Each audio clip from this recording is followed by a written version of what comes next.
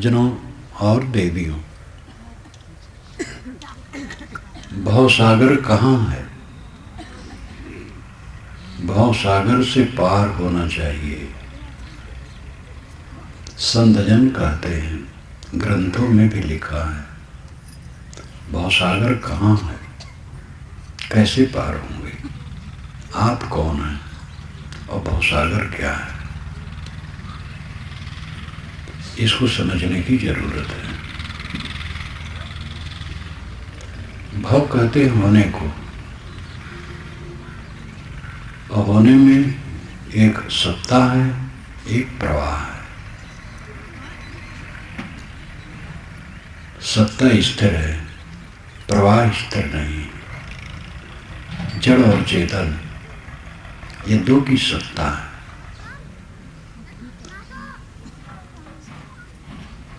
चेतन निर्विकार, निर्मल, अखंड, शुद्ध बुद्ध है और जड़ विकारी है। मिट्टी, पानी, आग, हवा, ये जड़ है। Oxygen, hydrogen, nitrogen, phosphorus, radium इत्यादि वैज्ञानिक भाषा में है, लेकिन कुल मिलाकर के जो दृश्यमान जगत है, ये पदार्थों का प्रवाह है और इसका साक्षी चेतन आत्मा है।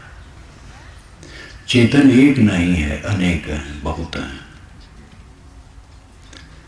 चेतना की दृष्टि से एक है, लेकिन व्यक्तित्व अलग अलग है। गुण की दृष्टि से एक है, व्यक्तित्व की दृष्टि से अलग अलग है।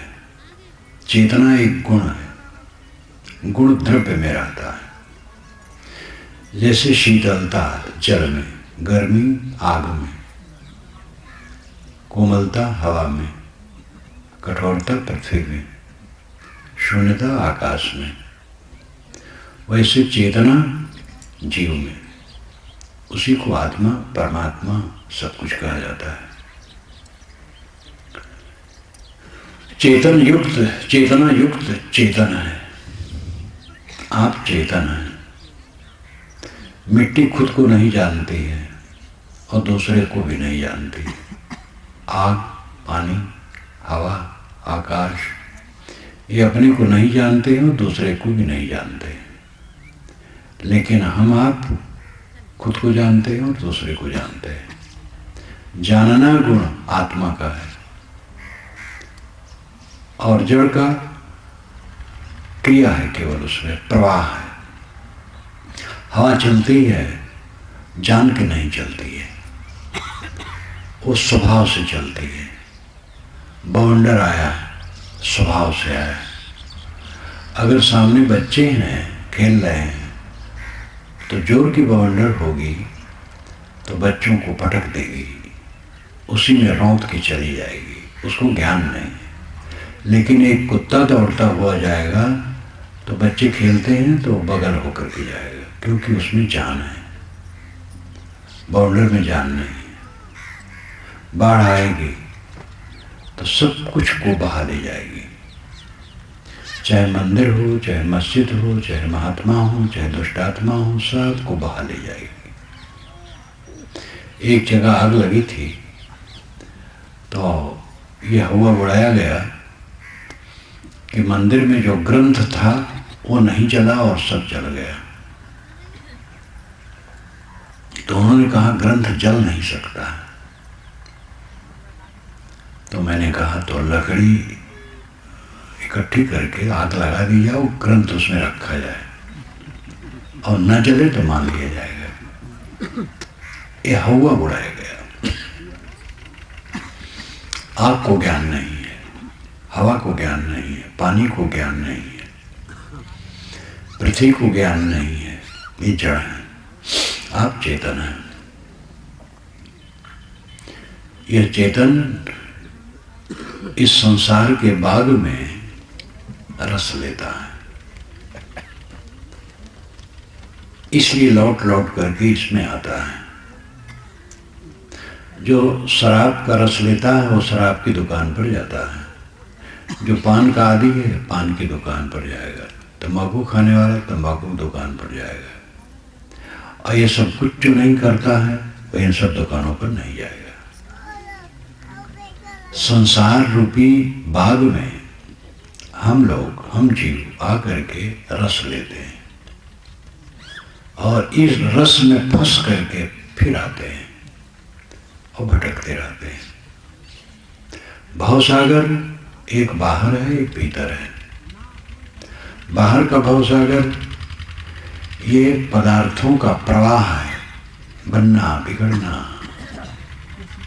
प्यारा मित्र का शरीर छूट गया, प्रिय पत्नी का शरीर छूट गया, प्रिय पति का शरीर छूट गया, अपना पैदा किया हुआ बच्चा गोद से उठ गया, इसको कौन रोक सकता है? ये प्रवाह है।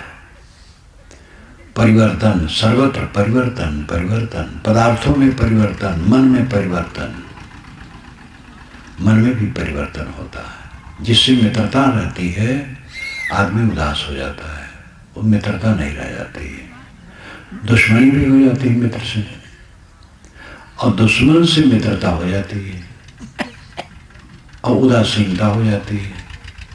तो मन में भी परिवर्तन है और पदार्थों में भी परिवर्तन है। ये परिवर्तन की धारा में हम लोग पड़े हैं। अम्बुकिराज समुद्र की खाई, रवि शशि कोटि तैतीसो भाई। भंवर जाल में आसन माड़ा, चाहत सुख दुख संग न छाड़ा। दुख का मरम न काहू पाया, बहुत भांति के जग भर माया। आप बाउर आप सयाना, हृदय बसे ते राम न जाना। ये कवि साहब की पंक्तियां। अम्बुकिराज समुद्र की खाई, समुद्र की खाई में क्या रहता है? अम्बुकिराज, अम्बुराम जल। समुद्र की खाई में पानी की राश रहती है। ये उदाहरण है। इस पूरे संसार में जल प्रकृति का प्रवाह रहता है, ये पानी की तरह बहता रहता है। जिनके हंगामों से थे वीरान आबादी कभी, आबाद वीरानी कभी, शहर उनके मिट गए, आबादियां बंद हो गई। जिनकी गामा गामी से वीरान आबाद हो गया था, उनके शहर मिट गए और आबादियां गांव बंद हो गए। परिवर्तन, परिवर्तन। यदुपते क्वागता मथुरापुरी, रघुपते क्वागतोत्तर कोशला। इत विचिंतमना पुरुष स्थिरम न स्थितम जगत इत्येव धारे। यदुपति श्री कृष्ण महाराज के मथुरा का ऐश्वर्य कहाँ गया? रघुपति श्री रामचंद्र जी की उत्तर कौशल अयोध्या का ऐश्वर्य कहाँ गया? आप अपने लिए सोचिए, क्या रह जाएगा? सब कुछ परिवर्तन के गर्त में डूबता रहता है। बचपना के मित्र आज नहीं मिल सकते हैं। बूढ़े बूढ़े जो यहाँ बैठे हैं, ख्याल करें, बचपना के जो मित्र थे कितने मर गए हैं, कितने कहाँ हैं। वो रंग नहीं रह गया, वो भाव नहीं रह गया, सब परिवर्तन। पति पत्नी में प्रथम मिलन जब होता है तो लगता है एक दूसरे को स्वर्ग पा गए, और वही एक दिन एक दूसरे को नरक के रूप में देखने लगते। घृणा, द्वेष, बोलचाल बंद। आजकल तो विवाह टूट रहा है, जैसे विदेश में टूट रहा है, यहाँ भी थोड़ा थोड़ा टूट रहा है। विदेश में बहुत ज़्यादा टूट रहा है। लॉर्ड लुई माउंटबेटन ये अंतिम वायसराय थे भारतवर्ष के, अंग्रेजों के। इन्होंने हस्ताक्षर किया था 15 अगस्त 1947 में स्वतंत्रता के लिए। पता नहीं मजाक में उड़ी उड़ी बात सुना था उस समय कि उन्होंने कहा था एक सभा में कि मुझे खुशी है मेरी माता की आज 15वीं शादी है। और मजाक रहा, 15वीं तो बहुत हो जाता है, 2-4 होगा, लेकिन मजाक उस समय चला था। तो विदेश में तो शादी होती है और फिर टूटती है और फिर होती है फिर टूटती है। इसीलिए अध्यापक स्कूल में बच्चों से बता देता है, थाने का ये नंबर है, और थाने का नंबर बच्चा दबाया और बता दिया अपना पता, तो थानेदार पुलिस लेकर के उसके घर आ जाता है थानेदार। क्योंकि माता कौन है, पिता कौन है, बच्चा बीच में दुख पाता है। तो सरकार बहुत सशक्त है, वहाँ जनतंत्र वहाँ भी है, लेकिन हमारे यहाँ जैसा ढीलपुल जनतंत्र नहीं है। यहाँ पार्टियाँ बहुत हैं, बरसाती मेढक की तरह। यहाँ कुछ कमजोरियाँ हैं जनतंत्र में, वहाँ के जनतंत्र में सशक्तता है, शासन कड़ा है। विवाह वहाँ काफी टूटता है, अब यहाँ भी टूटना शुरू हो गया है, क्योंकि पढ़े लिखे लोग हो गए हैं, देवियाँ भी पढ़ी लिखी हो गई हैं, इनका नंबर आगे बढ़ रहा है और इनका रिजर्वेशन खूब हो रहा है। पढ़ी लिखी स्त्रियाँ ऊंचे ऊंचे पोस्ट पर जा रही हैं। पढ़ी लिखी स्त्री आएगी तो अंतर तो होगा, उसका अपना गुण है और दोष भी है। सबका दोष है, गुण दोष स्त्री पुरुष सबका। पढ़ाई लिखाई बढ़ी है और रुतबा बढ़ा है, अहंकार बढ़ा है, और विवाह टूटना शुरू हो गया है। इसलिए नवयुवकों से मैं कहता हूँ, बहुत संभल के विवाह करना, जल्दीबाजी ना करना, भावुकतम ना पड़ना, समझ बूझ करके। एक मेरे शिष्य ने ही कहा गुजरात का कि साहब एक लड़की से मैंने तय किया, तो आकर के घर में घूमी और देखी, कही ठीक है शादी हो गई। आई कुछ दिन रही, कहीं तुम्हारे घर में सुविधा नहीं है, मैं यहाँ नहीं रहूँगी। तो उसने कहा, मैंने कहा कि भाई तुम्हें तो बता दिया था, तुम देख तो ली थी घर। कह नहीं, वो समझ नहीं पाई थी, अब नहीं रहूँगी। चली गई नैहर, और वहाँ से उन्होंने मुकदमा ठोक दिया, और वो मुकदमा कई वर्षों तक चला। उस लड़के के पास केवल एक माँ थी, उसको मकान बेच देना पड़ा। मकान बेच करके मुकदमा लड़ा, अंत में किसी प्रकार समाधान हुआ, और बरसों उसी में उसका जीवन खराब हो गया। मैंने कहा बेटा, अगर शादी करना है तो आगे और सावधान रहना। वैसे शादी की दुर्दशा तुमने भोग ली है, समझ चाहो तो सादा ही रहो तो अच्छा है। लेकिन समझना भी तो कोई मामूली बात नहीं है। एक बार मैं ट्रेन में चल रहा था, तो साइड में दोनों युवक थे, नीचे ऊपर। तो ऊपर के युवक ने, नीचे का युवक हंसा, तो ऊपर के युवक ने कहा, हंस ले आज, कल से तेरे को रोना है। मैंने कहा बेटा ऐसे क्यों कहते हो इसको? कहे महाराज ये दूल्हा है। अब जा रहा है, आज विवाह होगा, कल से इसको रोना है। तो समझते तो सब है रोना है, लेकिन बचा पाना तो मुश्किल है। जो बचा ले जाए उसकी बहादुरी। तो अभी मैं कैसे कहूँ कि जितने युवक यहाँ बैठे हैं, जिनका विवाह न हुआ वो न करें, विवाह करें। विवाह नहीं करेंगे तो अपने को संभाल नहीं पाएंगे, समाज खराब होगा। इसलिए विवाह करना धर्म है, जिससे संयम से रहें। किंतु विवाह बहुत सावधानी से करना है। पहले जैसा जमाना नहीं रहा। पहले ऐसा होता था कि घर में एक दो लोग कमाते थे, 4-6 लोग 10 लोग हैं, सब दर फर करके खा लेते थे और संतोष से रहते थे। आजकल सबका अपना करियर की चिंता है। हमारा करियर, हमारा साज सज्जा, हमारी स्थिति, हमारी मजबूती, और इसमें अपना गुण भी है, दोष भी है। मैं कह रहा था कि भव एक बाहर है भवसागर, एक भीतर है भवसागर। बाहर भवसागर ये संसार है, जहां सब समय परिवर्तन है, निरंतर परिवर्तन है। मनुष्यों का मन परिवर्तित होता है, शरीर परिवर्तित होता है, चीजें परिवर्तित होती हैं, सब कुछ बदलता रहता है।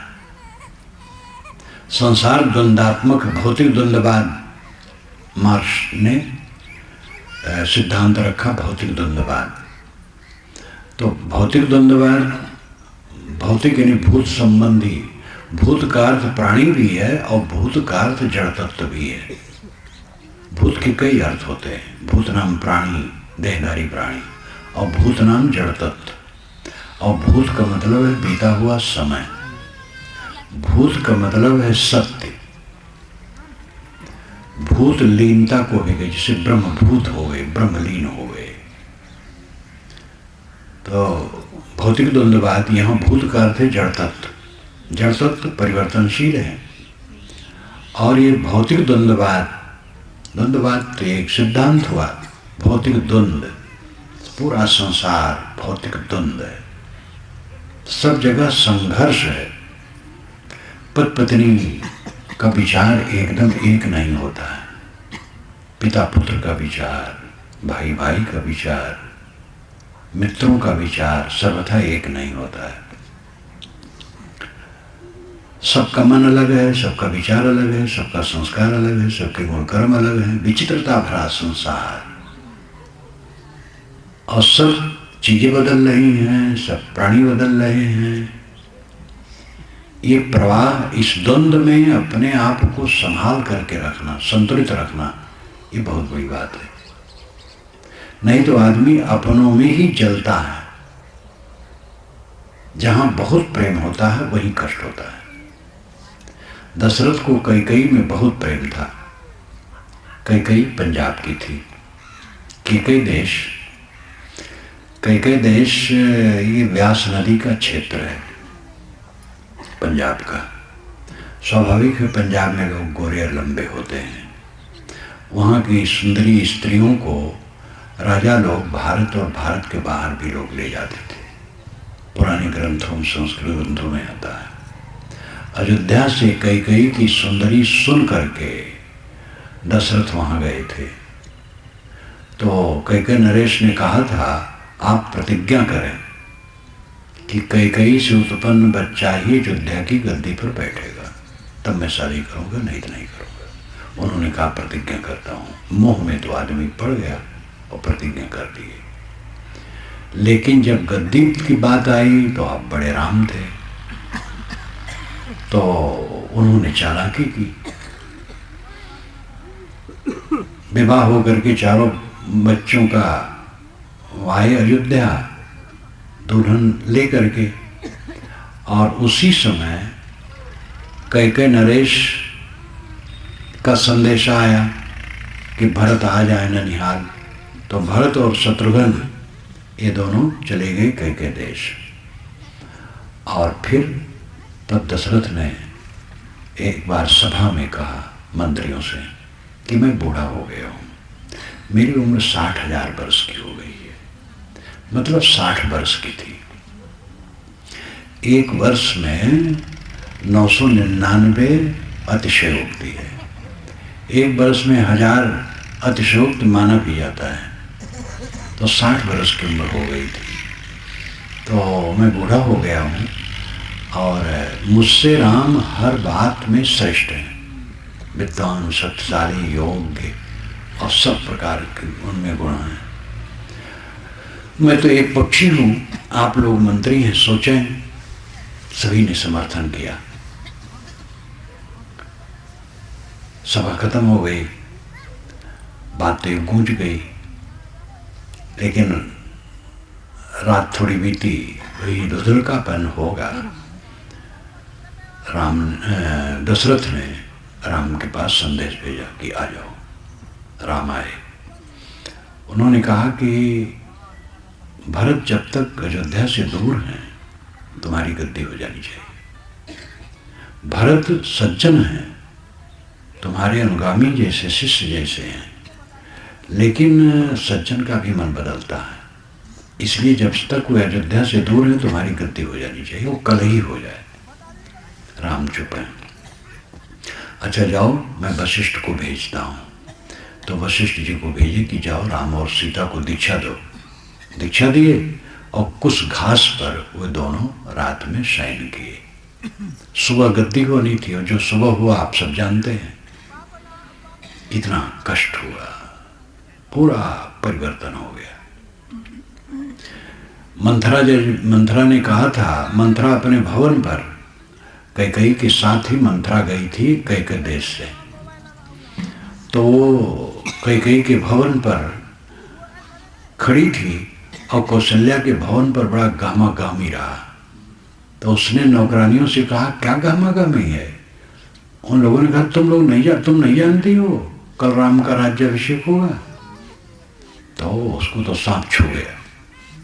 और उसको ये था कि भरत का ही राज्य होगा, क्योंकि शर्त यही है, और जब भरत का राज्य होगा तब मेरा चौधराना भी होगा लोगों में, क्योंकि वो कैकेयी के साथ आई थी नैहर से।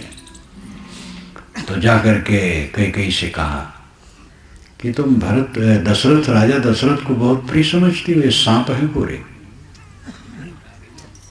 राम को राज दे रहे हैं। कैकेयी ने कहा, बहुत खुश हूँ, भरत और राम में कुछ फर्क नहीं है। तुरंत एक जीव उतार करके उसको दे दिया इनाम। वो तो और चल गई, फिर खूब कही और उल्टा पाठ पढ़ाई और बात बिगड़ गई। आप सब जानते हैं सारी तकलीफ कहाँ से हुई। जहाँ बहुत मोह किए थे राजा दशरथ कैकेयी में, वहीं से संकट उपस्थित हुआ। और राम के पक्ष में इतने थे, ये बात सबके सामने रखना चाहिए था कि शर्त ऐसी है, आप लोग जैसा करें। भरत अपने आप कह देते कि राम का राज्य हो, लेकिन मोह ये संकट उपस्थित कर दिया। मोह की फांसी से अपने को बचाने की जरूरत है, यही भवसागर से पार होना है। कहाँ कबीर ते उबर है, जाहि न मोह समाए। कबीर साहब की एक छोटी पंक्ति है, कहाँ कबीर ते उबर है, जाहि न मोह समाए। जिसके मन में मोह नहीं समाता है वही उभरता है। मोह कैसे न समाए? परिवार है, जिम्मेदारियां हैं। ये देवियां तो ज़्यादा कहती हैं कि बच्चे मोह न करें तो कैसे सेवा करेंगे। ये उल्टी बोलती है। कर्तव्य समझो, तुम्हारे पास एक बच्चा आया है, सेवा कर दो, मोह न करो। और धाय के उदाहरण से इसको साफ समझा जा सकता है।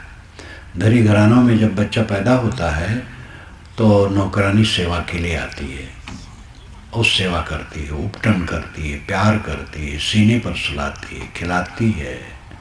लेकिन नौकरी छोड़ करके जाने लगती है तो दुखी नहीं होती, समझती मेरा नहीं है। इस संसार में ऐसा रहने वाला ही सुखी होता है, धाय की तरह रहे। साहब ने कहा है, कमल पत्र हैं संत जन रहें जगत के माए, बालक केरी धाय जो आपन जानत नाए। संत जन कमल पत्ते की तरह रहते हैं। कमल फूल और कमल पत्ते पानी में होते हुए पानी से ऊपर। साधु ऐसा चाहिए, दुखे दुखावे नाए, पान फूल छेड़े नहीं, रहे बगीचा माए। बगीचे में रहो लेकिन पान फूल न छेड़ो। मतलब है संसार में सबके साथ रहो लेकिन किसी को तकलीफ न दो। मोह करोगे तो तकलीफ दोगे, राग करोगे तो द्वेष किए बिना रह नहीं सकते हो। हिंसा कौन करता है? भोगी। जो भोगी नहीं वो हिंसा नहीं करता है। जितना भोग का त्याग होगा उतना अहिंसा व्रत पालन होगा। हिंसा मार देना ही हिंसा नहीं है, मार देना तो भयंकर हिंसा है। ईर्ष्या करना हिंसा है। और अगर हमें भोग की लालसा है तो अपने से बढ़ा चढ़ा हम देखेंगे तो ईर्ष्या करेंगे। हमसे अधिक धन है, अधिक बल है, अधिक योग्यता है तो हमें ईर्ष्या होगी। ये भोग की वासना है। हमें प्रतिष्ठा की इच्छा है। हम चाहते हैं लोगों में हम प्रतिष्ठित हों, तो दूसरे प्रतिष्ठित व्यक्ति के प्रति ईर्ष्या होगी कि वो हमारा हक न ले ले। और ये भी प्रतिष्ठित रहेगा, मैं भी प्रतिष्ठित रहूँगा, तो बराबर हो गया। प्रतिष्ठित व्यक्ति ये नहीं चाहता है कि मेरे सामने कोई प्रतिष्ठित हो। प्रतिष्ठा की भोग की भावना है तो ईर्ष्या होगी, और ईर्ष्या हिंसा है। दूसरे का हक मारा जाता है। भाई अपने बच्चे के लिए भाई के बच्चे का हक मारा जाता है। एक साथ कई भाई हैं, एक भाई मालिक है तो छिपा करके पैसा रखना शुरू करता है। सार्वजनिक चीज है, लेकिन वो अपने पास ज़्यादा छिपाता है। किस लिए छिपाता है? अपने बच्चे के लिए। किसका आंख मारता है? भाई के बच्चे का। हिंसा शुरू हो गई। भोग की वासना जितनी है, हिंसा उतनी होगी। भोग की वासना जितनी कटेगी, हिंसा उतनी कटेगी। जो भोग की वासना बिल्कुल छोड़ देता है वो पूर्ण अहिंसक हो जाता है। जो पूर्ण अहिंसक हो जाता है वो पूर्ण मुक्त हो जाता है। पूर्ण अहिंसा। अहिंसा से लोग इतने मानते हैं जीव न मारो, मांस न खाओ, इतने नहीं है। अहिंसा, पूरी अहिंसा में तो जीवन मुक्ति है। मन में ईर्ष्या नहीं, द्वेष नहीं, क्रोध नहीं, वैर नहीं। हमारे विरोध में जो खड़ा है उसके प्रति भी मन में कोई अमर्ष नहीं है, तब अहिंसा। किसी ने हमें गाली दी, हमने भी गाली दी, बराबर हो गए।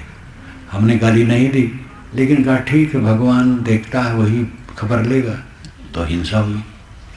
ये भी नहीं कहा। 1 वर्ष के बाद उसको तकलीफ हुई, तब मैंने कहा देखो ये मुझे गाली इसने दी थी, फल पाया ना, तो ये भी हिंसा हो गई। गाली तो नहीं दी, मुंह से तो नहीं कहा, मन में खुश हुआ। जिसने हमें गाली दी थी वो जब तकलीफ पाया 1 वर्ष के बाद, तो मन हमारा खुश हुआ, तो हिंसा हो गई। बड़ी गहराई में हिंसा जमी हुई है, क्योंकि भोग बहुत गहराई में है। भोग की वासना बहुत गहराई में है। अपने को देखो, भवसागर से पार होना है, मन के विकारों से पार होना। इच्छा करि भवसागर, तामे बोहित राम आधार।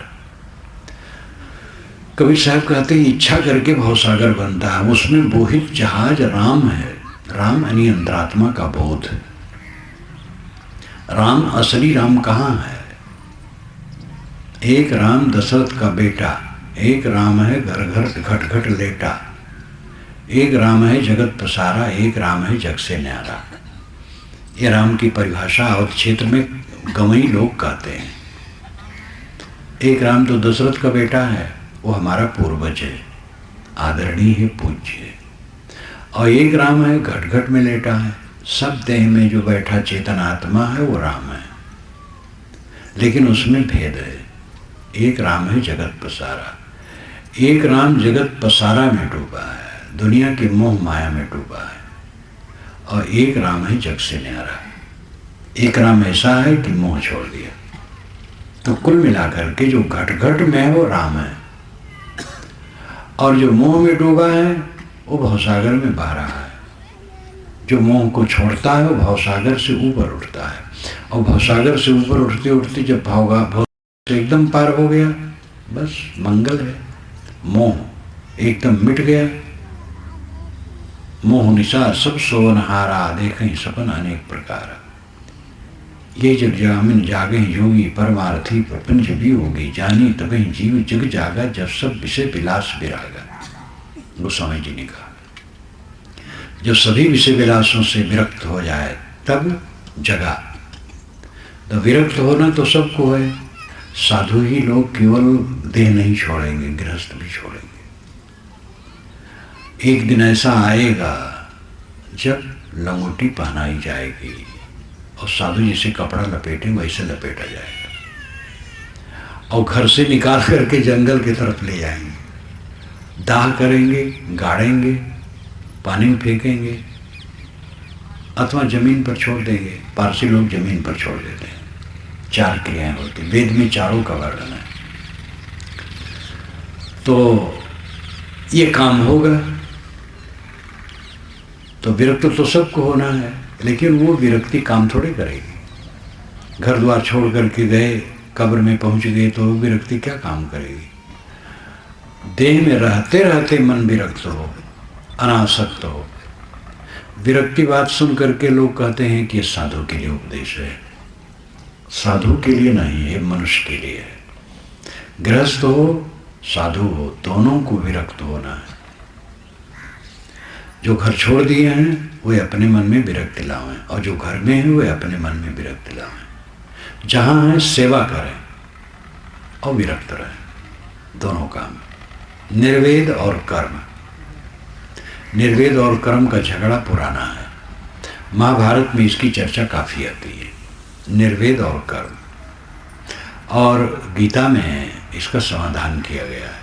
कबीर की वाणी में और जीवन में पूरा समाधान है।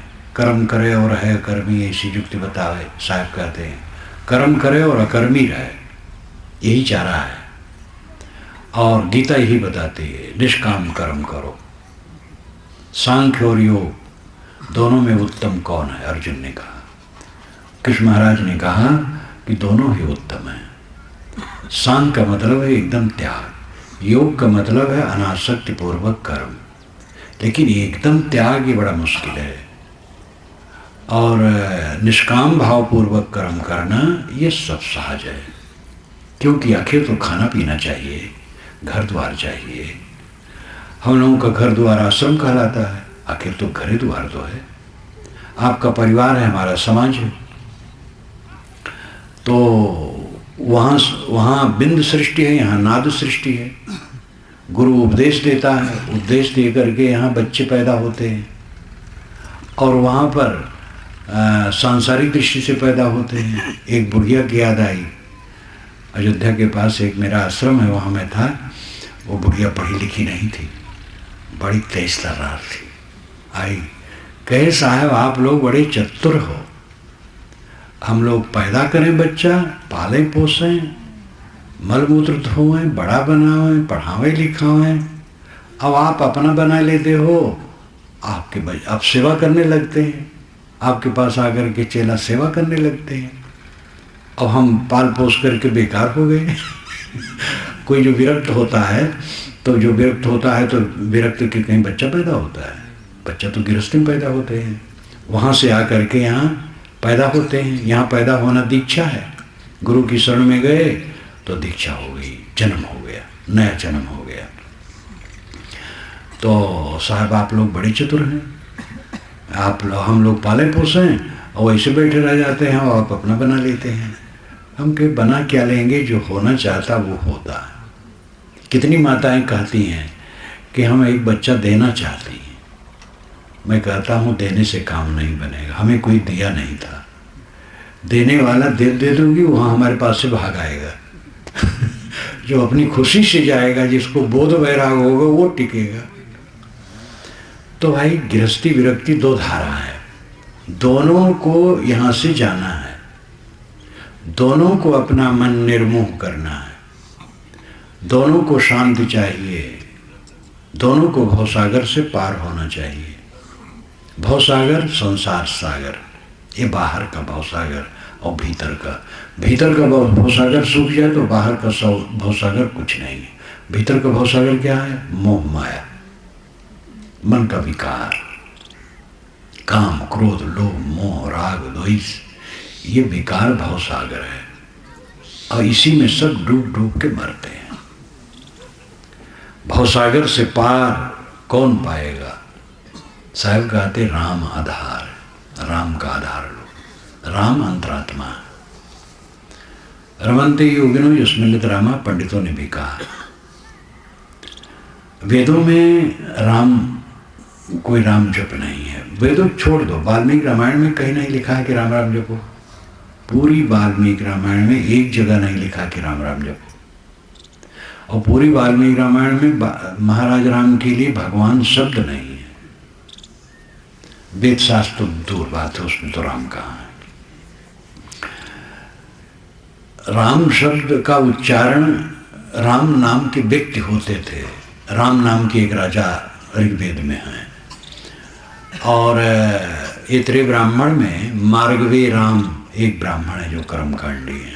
तो राम नाम के व्यक्ति कभी कभी होते थे। दशरथ श्री राम जो हुए, इनके बाद जो महाकाव्य इनको लेकर के बना, तो महाकाव्य बड़ा सुंदर बना वाल्मीकि रामायण। उसका इतना गहरा प्रभाव पड़ा कि नाना रामायणें बनी। ये मैंने अपने रामायण रास में लिखा है। भारत और विदेश में जितनी रामायणें बनी हैं, सब का लेखा जोखा आप पाएंगे मेरे रामायण रास में। यूरोप में बहुत रामायणें बनी, पूरी एशिया में रामायणें बनी, सब का नाम मैंने दिया है। फिर वाल्मीकि अध्यात्म और मानस तीनों का तुलनात्मक अध्ययन हर कथा में है। तो राम कथा इतनी प्रिय हुई, इतनी लोकप्रिय हुई कि धीरे धीरे बढ़ते बढ़ते ये ईसा के 1000 वर्ष बाद पूरा राम का अवतार रूप मान लिया गया। अभी 1000 वर्ष से राम को अवतार माना गया पूरा। अध्यात्म रामायण में पहली बार पूरा अवतारवाद आया है, जो ये 13वीं 14वीं शताब्दी की रचना है। ये बिहार और बंगाल के बीच में एक श्री राम शर्मा नाम के पंडित हुए हैं, आज से 600 वर्ष पहले। उनकी रचना मानी जाती है। रामानंद संप्रदाय के भगवताचार्य स्वामी ने ये सबको बताया है। बहुत बड़ी विद्वान थे भगवताचार्य रामानंद संप्रदाय के। तो राम शब्द फिर पूज्य हो गया, जपने योग्य हो गया, राम राम जपने लगे। तो संतों ने भी इस पर विचार रखा और पंडितों ने भी रखा। ये मान लेना कि पंडित सब पोगापंथी होते हैं, ठीक नहीं है। पोगापंथी सब में होते हैं और विचारक भी सब में होते हैं। विचारक पंडितों को भी एक खटका कि एक राजा के लड़के का नाम जप करके मुक्ति की कल्पना, ये उचित नहीं है। तो उन्होंने कहा रमन्ते योगिनो यस्मिन् निद्रामा, रमन्ते योगिनो यस्मिन् इति रामा। योगी जिसमें रमण करता है वो राम है। कबीर उसी राम को कहते हैं। श्री राम के लिए तो श्रद्धा राम उपासकों को है, कृष्ण उपासकों को भी नहीं है। आप यहाँ जाकर के मथुरा वृंदावन में देखिए तो राधे श्याम है, यहाँ तक कि श्याम भी छूट जाते, राधे राधे। और श्री राम के लिए तो कोई गुंजाइश ही नहीं है। इस्कान वाले जो हरे राम राम राम हरे हरे, हरे कृष्ण कृष्ण कृष्ण हरे हरे जपते हैं, उनसे जब कहा गया कि आपने बड़ा अच्छा समन्वय किया, राम कृष्ण के विषय में तो समन्वय किया भाई, कृष्ण को भी कहा और राम को भी कहा, तो बड़े सोचा गए। कहे ये राम अयोध्या वाले नहीं, ये बलराम है, कृष्ण के बड़े भाई हैं, इसलिए हम कहते हैं, अयोध्या वाले नहीं कहेंगे। इतना फर्क है।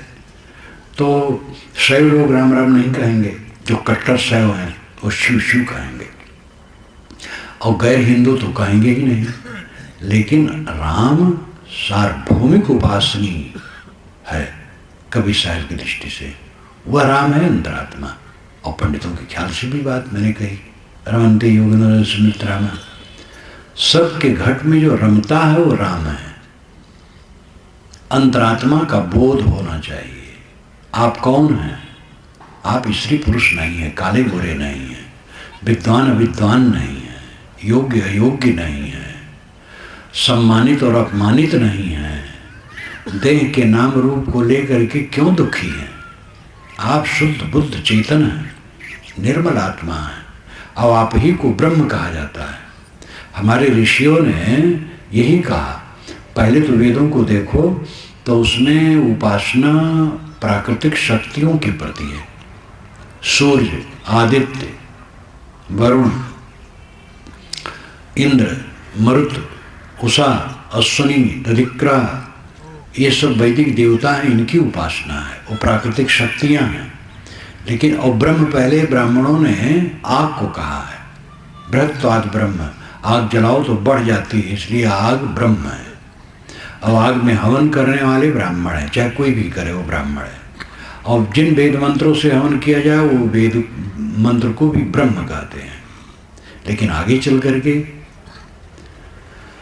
ऋषियों ने सोचा कि आग तो जड़ है, आग कैसे ब्रह्म है? तब उन्होंने कहा अहम ब्रह्मास्मि, मैं ब्रह्म हूँ, तत्तमस, वह तू है, अयम आत्मा ब्रह्म, ये आत्मा ब्रह्म है। ये हमारे ऋषियों का मंथन है। बहुत दिन के मंथन के बाद इस अवस्था में पहुँचे हैं, आत्मा ब्रह्म है। इसलिए भारतीय परंपरा का जो मूल ज्ञान है वो आत्मज्ञान है। इस्लाम में अभी भी केवल उपासना चलती, प्रार्थना प्रार्थना, नमाज नमाज। ईसाइयों में भी प्रार्थना। विरल कोई है जो आत्मज्ञान की तरफ उधर चलता हो। लेकिन हिंदू परंपरा में चिंतन की गहराई है। आज से हजारों वर्ष पूर्व ये आवाज आ गई ऋषियों की, अहम ब्रह्मास्मि, मैं ब्रह्म हूँ। उसी को साहब राम कहते हैं। घट घट राम है, आप राम हैं। अपने को पहचाने। देह को मान करके हम दुखी हैं और डरते हैं मृत्यु ना हो जाए, जो कि शरीर की मृत्यु हो रही है। मृत्यु है ही नहीं। मृत्यु किसकी है? दूसरे की मृत्यु है, मेरी नहीं। जैसे दूसरा कोई मरे तो हमें क्या डर? शरीर मरे तो मुझे क्या डर? मैं तो आत्मा हूं, चेतन आत्मा। तो मुझे मृत्यु कहाँ है? मेरी मृत्यु नहीं है और जिसकी मृत्यु है वो मैं नहीं हूं। ये भेद समझो। देह में नहीं हूं, मैं शुद्ध चेतन आत्मा हूं। देह मरती है, मैं नहीं मरता हूं। मुझे मरने का डर क्यों? जय मरने से जग डरे मेरे मन आनंद, कम बरी हूं कब पाई हूं पूर्ण परमानंद। साहब कहते हैं शरीर छुटे मैं पूर्ण परमानंद में टिक जाऊं। देह में रहते रहते जीवन मुक्त पुरुष कलेश रहित है। मन का कलेश उनका नहीं है, लेकिन देह की झंझट तो है। खाना पीना, ठंडी गर्मी, मान अपमान, सम्मान और सब प्रपंच, ये तो जीवन मुक्त को भी झेलना पड़ता है। और देह छूट जाए तो सब खत्म मामला। तो देह रखने में क्या फायदा है? जब से जन्मे हो तब से आज तक क्या पाए हो? धक्के किसी और कुछ पाए हो? धक्का धक्का धक्का। जवानों को कम लगता है, उनको लगता है सुखा रहा है। लेकिन बूढ़ों से पूछें जो आसपास बैठे हैं कि बाबा आप कितना सुख लूटे, तो बताएंगे कि बेटा दुनिया खट्टी है। लेकिन ये बूढ़े क्यों नहीं बताते हैं जवानों को? लगता है बूढ़ों को ईर्ष्या है जवानों से कि हम भटके, ये भी भटके, हम क्यों बताएं? हमें कोई नहीं बताया था तो हम क्यों बताएं? और बूढ़े बतावे भी तो जवान मानने वाले हैं, तो सोचेंगे बाबा आनंद ले लिए, हमें भटका रहे हैं। तो ये दुनिया ऐसे धोखे की टट्टी, धोखे में सब बीत जाता है। परमानंद परम शांति अंतरात्मा में है। मोह को छोड़ो, अंतर्मुख हो। भव सागर मन की धारा है। मन के संकल्प विकल्प, बीती हुई बातों की याद और भविष्य के लिए नई नई कल्पनाएं। ध्यान दीजिए, जो बीत गया है, मरी मरी बातें, अकेले में बैठे तो उसी की याद कर रहे हैं, भवसागर में बह रहे हैं और कुछ नहीं है वो। और आगे की व्यर्थ कल्पना, उस कल्पना में डूबे हैं जो कि न सर है उसके न पैर है। जो मन है, मन भवसागर है। मन के भवसागर से अपने को उबारो। इसके लिए सुबह शाम अकेले में बैठो, मन का निर्वाह करो। एक मनोविलास है और एक चिंतन है।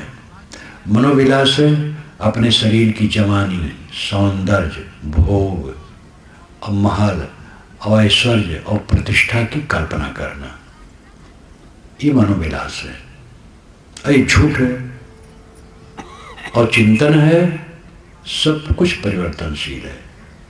जगत की असलियत को देखना चिंतन कहलाता है। मोह कैसे मिटे? मेरा पुत्र है मेरी गोद में, बड़ा प्यारा है। थोड़ा और सोचो तो एक बच्चा है, थोड़ा और सोचो तो मांस का लौंदा है। चेतन तो अमर है और रूप रहित है, उसको हम देख नहीं सकते हैं। उसमें तो मोह नहीं होता, मोह देह में होता है। तो एक मिट्टी का लौंदा है।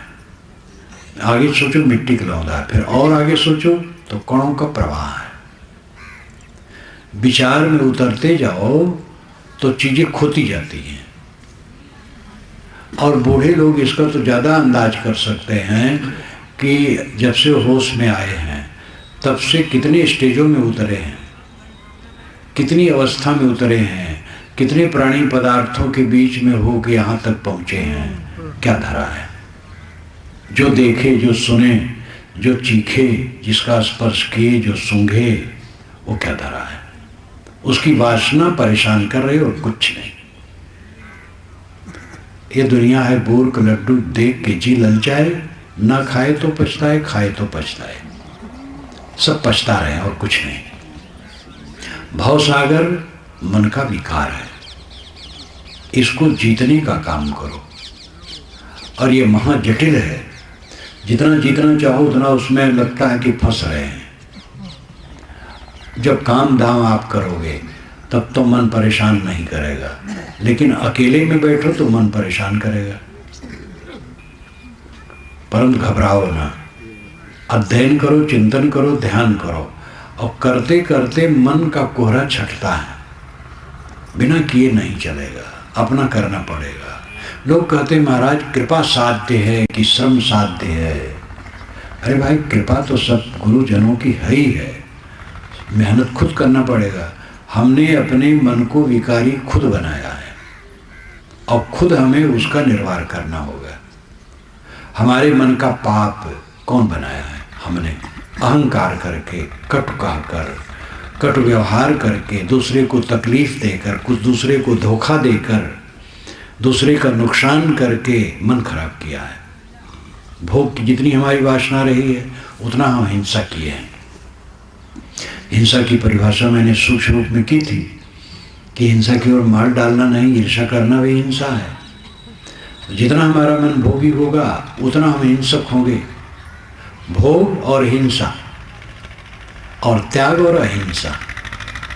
त्याग में फिर अहिंसा है। त्याग हमारा बढ़ता जाएगा, अहिंसा बढ़ती जाएगी, चित्त शुद्ध होता जाएगा, निर्मल होता जाएगा। पूरा मन निर्मल हो गया, भवसागर से पार हो गया। बाहर भवसागर जो दिखाई देता है संसार, ये तो ऐसे रहेगा और इसमें ऐसे चलना पड़ेगा। अपना शरीर बदलेगा, साथियों का बदलेगा, लोगों का मन भी बदलेगा, ये सब बदलता रहता है। सब सहने के लिए पहले से तैयार रहो।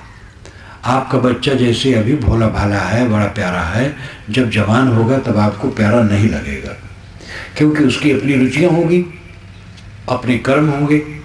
और जब उसकी शादी होगी तो और दुनिया बदल जाएगी, क्योंकि उसके पास एक लड़की आ जाएगी बाहर से।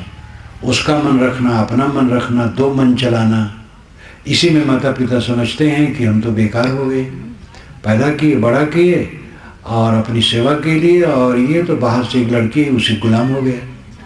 तो ये सोचना बिल्कुल गलत है। पहले तो माँ बाप बहुत जल्दी में रहते हैं कि बच्चे की शादी हो जाए। माताएं तो और बहुत जल्दी करना चाहती हैं कि शादी हो जाए, बहू आ जाए, रोटी बनावे।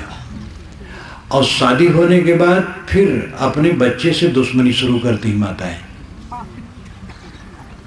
क्योंकि बच्चा का मन दूसरे ढंग का हो जाता है। और होना स्वाभाविक है, मजबूरी है। बाहर से लड़की आई है, अपने पति के कान में वो तेल डालेगी कि तुम्हारी माता ऐसी हैं, तुम्हारे भाई ऐसे हैं, तुम्हारी बहन ऐसी हैं, तुम्हारे माँ बाप ऐसे हैं, और हमें तो क्या है, बाहर से आई हूँ और मानो गुलाम होके आई हूँ। न मालूम क्या, जैसे उसकी समझ होगी उल्टा पल्टा कहेगी। और रात दिन सुनते सुनते उसका मन भी खराब होगा, तो परिवर्तन तो आएगा ही। इसलिए पहले से सावधान रहो। ये माताएं जो लड़कों की शादी बहुत जल्दी करना चाहती हैं, बड़ा दुलार बहू आवे, और जैसे बहू आई उससे दुश्मनी शुरू। बहू का प्यार करो, उसके मन को देखो, उसके मन को संतोष दो जितना बन सके। ये व्यवहार को ठीक किए बिना परमार्थ बनने वाला नहीं है। कितना हम ज्ञान बखा रहे हैं, ज्ञान वैराग, लेकिन जो प्राणी पदार्थ परिस्थितियों का संगम है, इसमें समता से चले बिना वो ज्ञान वैराग फलित नहीं होगा। जो हमारे आसपास हैं उनकी बात सह लें, सिर झुका लें, समझौता करें, कहाँ गड़बड़ी आ रही है उसको शोधें। लड़का अगर उदास है, क्यों उदास है, बहू उदास है, क्यों उदास है, विचार करें, मिलें बैठें, बातचीत करें। सब जगह समाधान करके काम चलने वाला है, लड़ने से काम नहीं चलेगा। बाहर भवसागर है, भीतर भवसागर है। बाहर का एक प्राणी पदार्थ परिस्थितियों का हुजूम पूरा भवसागर है। प्राणी है, पदार्थ है, परिस्थितियां हैं। प्राणी चैतन्य है, पदार्थ निर्जीव है, परिस्थिति इन सब का संयोग है। जैसे अभी ये परिस्थिति है, अभी कुछ मिनट के बाद ये परिस्थिति बदल जाएगी, हम लोग उठ जाएंगे। तो प्राणी पदार्थ परिस्थितियों में हो करके सबको गुजरना पड़ता है। और ये भवसागर है बड़ा विचित्र। इसमें कहीं उलझो ना, उद्वेगित न हो, झगड़ा न करो, लड़ाई न करो, कलह न करो। समता से रहो, प्रेम से रहो। और अगर इसी में उलझ गए, व्यवहार ही में, तो मन उलझा उलझा हो गया तो ज्ञान की बात नहीं जमेगी, ग्रंथ की बात नहीं जमेगी, आत्मा परमात्मा समझ में नहीं आएगा और सब उल्टा उल्टा होगा। इसलिए व्यवहार में अपने को संभालो, और जितना व्यवहार संभलेगा मन निर्मल होगा। मन निर्मल होगा तो अंदर में सरलता होगी। ज्ञान होने का मतलब है सरलता। बालक का हृदय सरल होता है और ज्ञान की परिपक्वता में सरलता आती है। अगर ज्ञान है वो दुर्वासा ऋषि की तरह है तो बेकार है। दुर्वासा पता नहीं बेचारे इतने क्रोधी थे कि नहीं थे, लेकिन दुर्वासा, नारद और कुछ ऐसे पात्र हैं जो महाकाव्य और पुराणों के मोहरे हैं, हर जगह छाप दिया जाता है उनको, हर जगह उनको मोहरा नहीं, जुआ खेलने का दांव तो हर जगह लगा दिया जाता है। दुर्वासा, जहाँ क्रोध वाली बात आएगी दुर्वासा को लाके बैठा दिया जाएगा। तो अगर ज्ञानी हो, दुर्वासा हो तो क्या फायदा है। ज्ञान का मतलब है सहनशील होना, समता रखना, शांत रखना। तो भीतर भवसागर, भीतर भवसागर, बाहर भवसागर। बाहर भवसागर प्राणी पदार्थ परिस्थितियों का व्यवहार है, इसमें अपने को संभाल करके रखो, लड़ो न कहीं। आप घर में पहुंचे, पत्नी ने गर्म कह दिया, आपने और गर्म कह दिया तो गड़बड़ हो जाएगा। वो गर्म कही, आप नरम कह दें तो ठंडी हो जाएगी या चुप हो जाए। लड़के ही ने गर्म कह दिया, आप चुप रहे तो लड़का सोचेगा खुद। सब में ब्रह्म बैठा है। आप विश्वास करो, जो कटु कहता है वही मीठा भी कहता है समझ से। जो अवज्ञा करता वही आज्ञा भी मानता है। अवज्ञा कर दिया, कटु कह दिया तो बैर बांध लिए तो नहीं चलेगा। इसलिए सहनशील बनो, समताल बनो। जितना सहनशील बनोगे, बालक की तरह हृदय होता जाएगा, उतना ये बाहर का भवसागर सरल हो जाएगा और उतना मन निर्मल होगा। मन निर्मल होगा तो अंदर में शांत मिलेगी। पाना कुछ नहीं है, बाहर से परमात्मा कोई नहीं मिलता, बाहर से कहीं मोक्ष नहीं मिलता। मोक्ष आपका स्वरूप है, परमात्मा आपका आत्मा है। ये उद्वेगित मन शांत हो जाए, बस परमात्मा मिल गया। शेष विष्णु भगवान शेष शाही हैं, आप सुने होंगे। विष्णु भगवान शेष पर सोते हैं। तो चित्र पुराणों में दिया जाता है, एक क्षीर सागर है, दूध भरा है पूरे समुद्र में। भला क्षीर सागर होता तो दूध कितना सस्ता मिलता, हम लोग स्वयं समझे।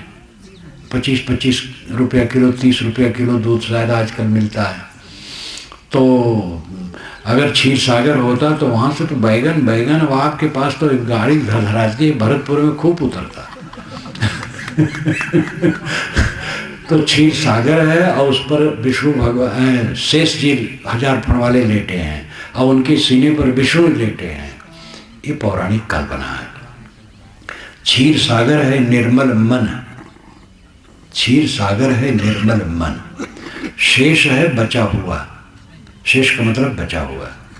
किसी संख्या में भाग करो, जब सिंगल रह जाता है तो कहते शेष। संस्कृत में शेष कहते हैं, अरबी में बका कहते हैं। जिसका मन शांत हो गया तो आत्मा शेष रह गया।